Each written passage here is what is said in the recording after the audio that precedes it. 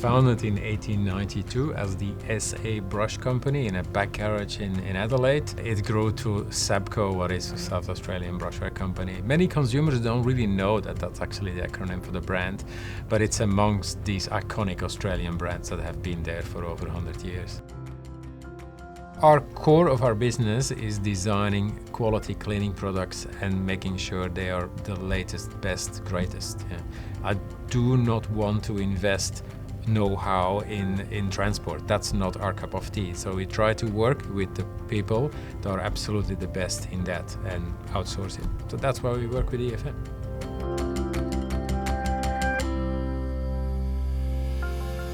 Sabco operate in a competitive market, which makes cost a key driver for them.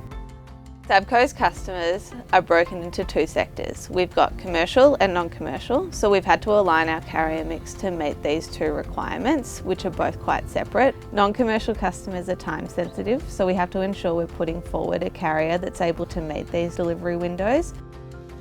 The freight profile is a significant challenge for us. We've got to ensure that we're sending in sort of the right vehicles with MES floors to ensure that we're making the most of each load.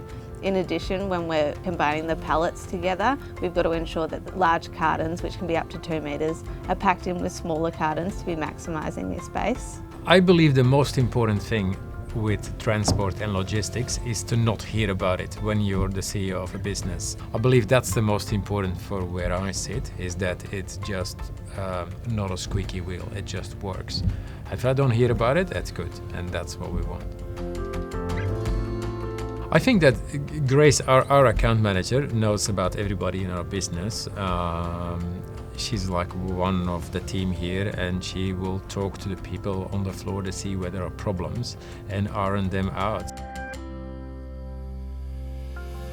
Well, I think one of the true benefits of EFM to Sabco is that we're constantly reviewing warehouse efficiencies, our carrier efficiencies, and how we can sort of better align them.